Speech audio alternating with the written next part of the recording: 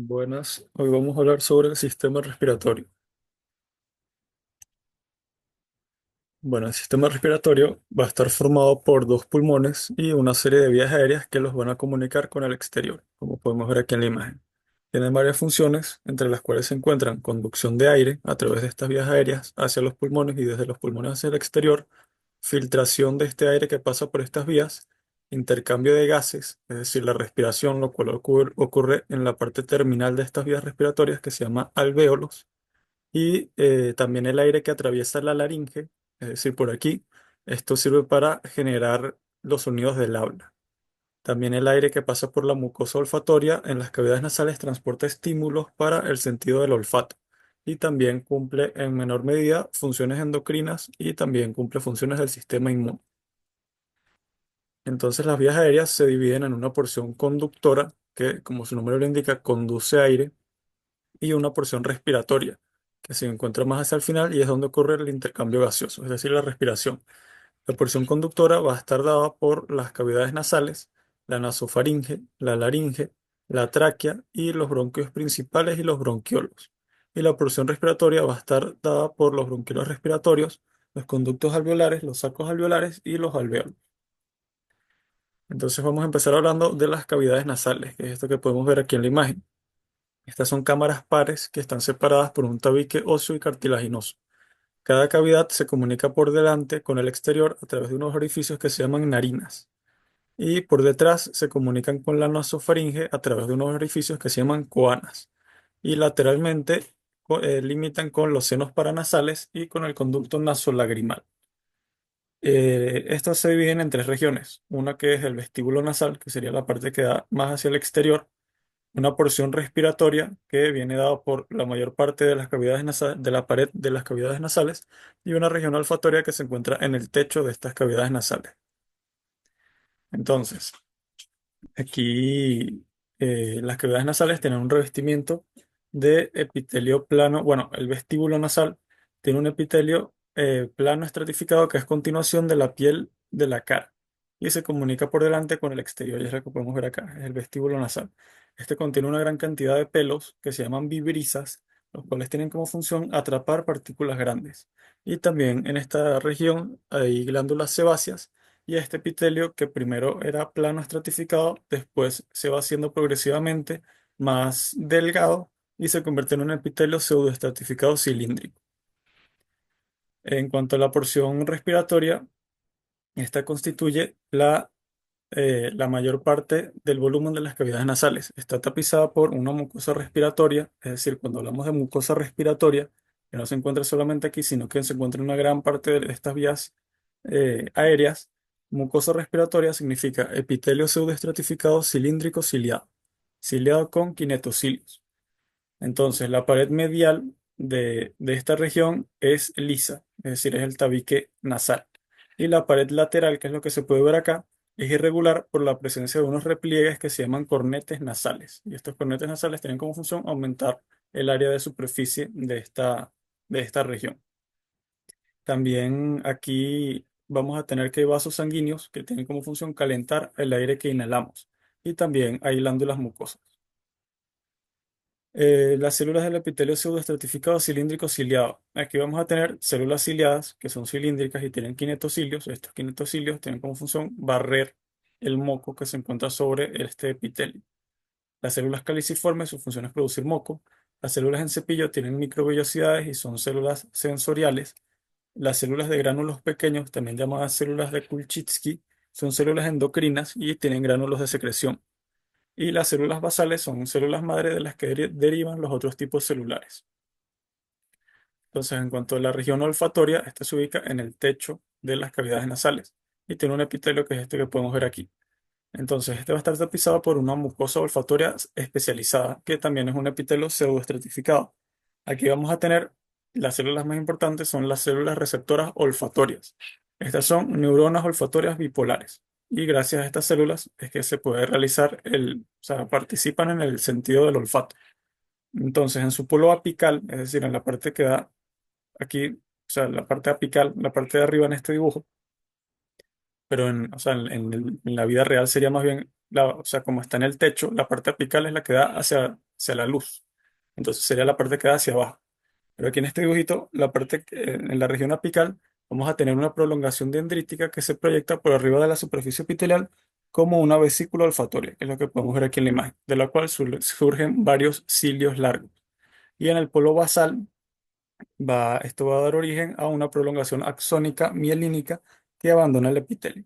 Estos axones se agrupan en fascículos que van a atravesar la lámina cribosa del hueso etmoides y se van a introducir en el bulbo olfatorio.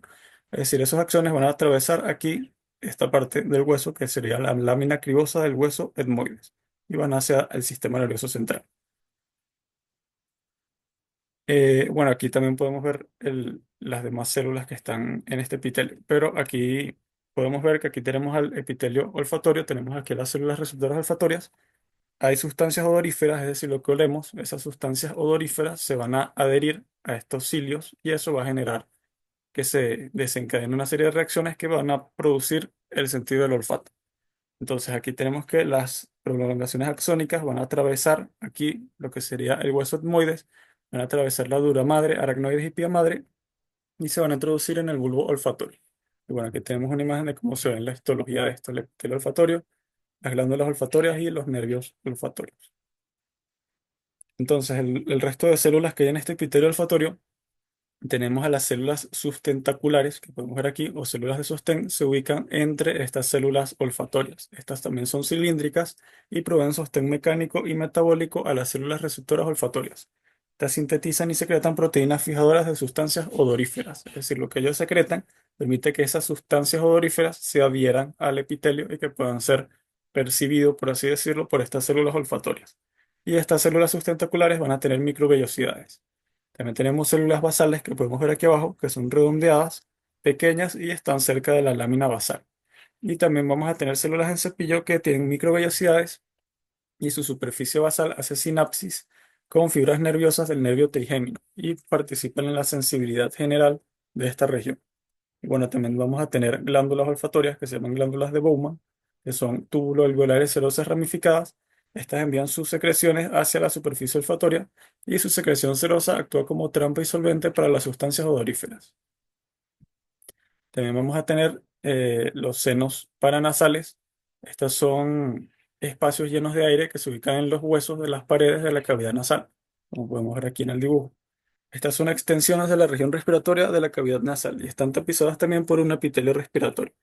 Reciben el nombre según el hueso en el que se encuentren, es decir, etmoidal, frontal, esfenoides y maxilar. Y se comunican con las cavidades nasales a través de orificios en la mucosa respiratoria. Si aquí tenemos las cavidades nasales, estos senos paranasales se comunican con las vías respiratorias a través de estos orificios pequeños. Y en ellos se produce moco y ese moco es barrido hacia las cavidades nasales por los movimientos de los kinetocilos. Entonces ahora vamos a hablar de la faringe. La faringe es esta parte de aquí que comunica las cavidades nasales y bucal con la laringe y con el esófago. Permite el paso de aire y alimentos y actúa como cámara de resonancia para la fonación. Está situada detrás de las cavidades nasales y bucales y se divide en nasofaringe, que está detrás de las cavidades nasales, orofaringe, detrás de la cavidad bucal, y también la hipofaringe. También vamos a tener que aquí hay algo que se llama trompas de Eustaquio que comunican la nasofaringe con ambos oídos medios. Y en la pared de la nasofaringe hay tejido linfático difuso y nódulos linfáticos. Entonces ya hablamos de la faringe, ahora vamos a hablar de la laringe. La laringe está ubicada entre la orofaringe y la tráquea y está formado por placas irregulares de cartílago hialino y elástico. Te sirve como un conducto para el paso de aire y es el órgano de la fonación. Aquí en la laringe vamos a tener a las cuerdas vocales. Estas cuerdas vocales o pliegues vocales son repliegues de la mucosa que se proyectan dentro de la luz de la laringe, como podemos ver aquí. Es decir, aquí tenemos una imagen desde arriba de la laringe y estas pliegues vocales son esos repliegues de la mucosa. Entonces, ellos controlan el flujo de aire a través de la laringe y vibran para producir sonido. Dentro de cada pliegue vocal hay un ligamento de sostén y tejido osteomuscular. Y por encima de estas estructuras se encuentran los pliegues ventriculares o cuerdas vocales falsas, las cuales no tienen tejido muscular intrínseco y no modulan en la fonación. Su superficie está cubierta por un epitelio estratificado. Y el resto de la laringe tiene un epitelio pseudoestratificado cilíndrico ciliado y en el tejido conjuntivo hay glándulas mucocerosas. Entonces las cuerdas vocales se pueden mover, es decir, se pueden abrir o cerrar, pueden vibrar y eso va a permitir que se module el flujo de aire que pasa a través de la laringe y eso es lo que permite que podamos hablar. Entonces aquí podemos ver una imagen de la histología. Aquí tenemos un pliegue o cuerda vocal, aquí tenemos otro pliegue o cuerda vocal. Adentro hay músculo, ese músculo se puede contraer y permite que se abra o se cierra este orificio. Y arriba, bueno, vamos a tener que, arriba de los pliegues vocales están estos espacios que se llaman ventrículos y por encima de ellos están las cuerdas vocales falsas, que es lo que podemos ver aquí. Entonces, más abajo de la laringe, que es esto de acá, vamos a tener a la tráquea, que es este tubo que sirve como un conducto para el paso de aire. Se extiende desde la laringe hasta la mitad del tórax, en donde se divide en dos broncos principales o primarios. Y su pared va a tener cuatro capas. La más interna, es decir, la que da hacia la luz, sería la mucosa, que es un epitelio respiratorio, es decir, pseudoestratificado cilíndrico ciliado, y una lámina propia con fibras elásticas. También vamos a tener a la submucosa que está formada por tejido conjuntivo y vamos a tener varios anillos de cartílago hialino con forma de C que funcionan como un armazón esquelético. Y la capa más externa sería la adventicia que es tejido conjuntivo que adhiere la tráquea a las estructuras contiguas. Entonces aquí podemos ver un corte transversal de la tráquea y detrás de la tráquea está el esófago. O sea, aquí podemos ver las placas, los anillos de cartílago hialino y bueno, podemos ver que así se ve la luz de la tráquea. Entonces, el epitelio de la tráquea va a tener células ciliadas, células caliciformes, células en cepillo, células de Kulczycki, que van a producir, ellos pueden producir todas estas sustancias que vemos acá, y también va a tener células basales. También va a tener una membrana basal y lámina propia. A su mucosa va a ser tejido conjuntivo laxo, tejido linfático difuso, nódulos linfáticos, vasos sanguíneos y linfáticos y glándulas seromucosas. En toda la tráquea hay alrededor de 16 a 20 cartílagos traqueales. Y la adventicia contiene vasos sanguíneos, nervios y vasos linfáticos. Entonces aquí podemos ver la histología de la tráquea. Vamos arriba hacia el epitelio, abajo la submucosa, el cartílago. Y bueno, también se puede ver tejido óseo, que esto sería más bien en una persona mayor en donde ya se calcificó ese cartílago. Entonces, tenemos la tráquea, ahora vamos a tener a los bronquios. La tráquea se divide en dos bronquios principales. Al entrar en el ilio pulmonar es esta, o sea, la parte, la región en donde entran los bronquios hacia los pulmones, eso se llama ilio pulmonar. Entonces, al entrar al ilio pulmonar, cada bronquio principal se divide en bronquios lobares, como podemos ver acá. Y esos bronquios lobares se dividen en bronquios segmentarios o bronquios terciarios. Y un bronquio segmentario y el parénquima pulmonar, que depende de él, constituyen algo que se llama segmento pulmonar, segmento broncopulmonar. Entonces aquí, al principio los bronquios tienen la misma estructura histológica que la tráquea, pero cambia cuando entra a los pulmones. Entonces en la tráquea teníamos anillos en forma de C de cartílago. En los bronquios vamos a tener placas cartilaginosas irregulares, como podemos ver aquí. Si este es un bronquio y alrededor de él va a haber placas irregulares de cartílago hialino. Cuando llega un punto en que los bronquios se van haciendo más chiquitos y las placas de cartílago desaparecen. En ese momento ya deja de ser un bronquio y pasa a ser un bronquiolo. Y en la pared del bronquio intrapulmonar también vamos a tener una capa de músculo liso, como podemos ver acá. La pared del bronquio intrapulmonar tiene cinco capas: la mucosa, que es un epitelio olfatorio; la muscular, que es músculo liso; la submucosa, que es tejido conjuntivo laxo; tenemos placas de cartílago hialino y una adventicia, que es tejido conjuntivo. Entonces, los bronquiolos son los segmentos broncopulmonares, se subdividen en lobulillos pulmonares y a cada uno de los cuales llega un bronquiolo. Entonces tenemos una definición aquí que es acino pulmonar. Estas son unidades estructurales que forman a los lobulillos y están formadas por un bronquiolo terminal, un bronquiolo respiratorio y alvéolos. Entonces aquí podemos ver que teníamos a los bronquiolos y de los bronquiolos luego vamos a tener a los alvéolos. Entonces la unidad funcional más pequeña de la estructura pulmonar es la unidad bronquiolar respiratoria, compuesta por un único bronquiolo respiratorio y los alvéolos a los que envía aire. Entonces, primero tenemos bronquiolos que se llaman bronquiolos segmentarios. Esos bronquiolos segmentarios se ramifican y producen bronquiolos terminales. Y los bronquiolos terminales se ramifican y producen bronquiolos respiratorios. Los bronquiolos, como ya les dije, no tienen placas cartilaginosas y tampoco tienen glándulas. Al principio tienen un epitelio pseudoestratificado cilíndrico ciliado, o sea, el epitelio respiratorio, pero este gradualmente se transforma en un epitelio cilíndrico simple ciliado.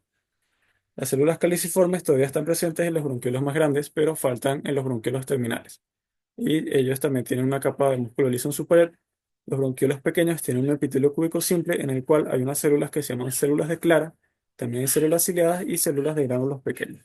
Bueno, aquí podemos ver un bronquiolo terminal y podemos ver que su luz es así como irregular. Tenemos el músculo alrededor. Entonces, las células de Clara son células no ciliadas que en su parte apical tienen o sea, tienen forma de cúpula. Ellos secretan un agente tensioactivo que impide la adhesión luminal. Es decir, ese agente tensioactivo está ahí en la superficie del epitelio y eso hace esta vía, que los bronquiolos no colapsen, es decir, que no se puedan cerrar y quedar pegados, sino que ese agente tensioactivo permite que se queden, que permitan, o sea, que se queden abiertos, que no se peguen cuando se cierran, por así decir. Esa es la función de este agente tensioactivo. Ellos también producen la proteína de secreción de la célula de Clara, que es un componente de las secreciones de las vías aéreas. La pared del bronquiolo respiratorio presenta vaginaciones de paredes delgadas, que son los alvéolos, que están en toda su longitud. Entonces, aquí tenemos un bronquiolo terminal, que sería este espacio, este hueco, este conducto. Él se convierte en un bronquiolo respiratorio cuando empiezan a aparecer alvéolos en su pared.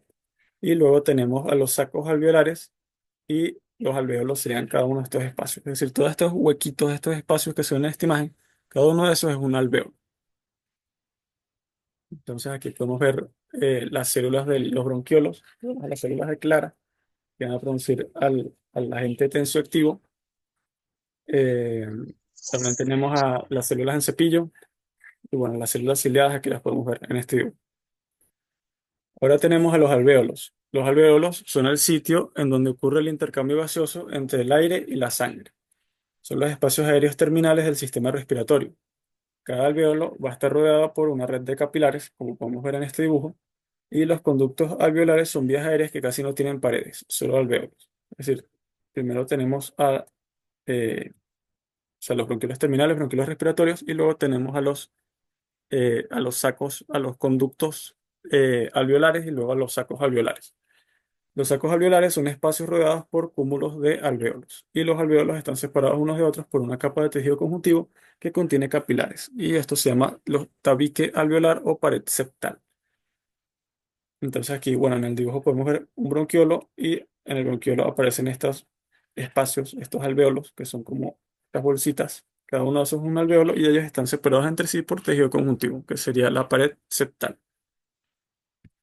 Entonces, en los alvéolos vamos a tener un epitelio que va a estar dado por estas células. Las células alveolares tipo 1, también llamadas neumocitos tipo 1, son estas células aplanadas que podemos ver en este dibujo.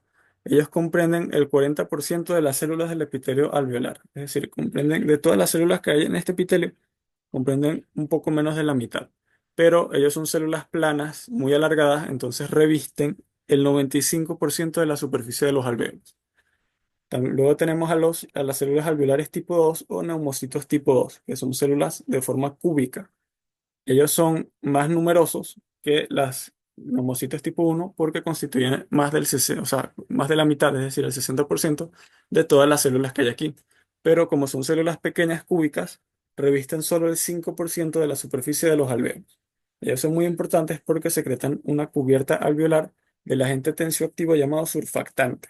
Este surfactante, como les dije, o sea, es un agente tensioactivo, ellos evitan el colapso de las vías aéreas, evitan que se peguen y que se queden cerradas. Entonces, eso se lo van a preguntar seguramente. Siempre lo preguntan.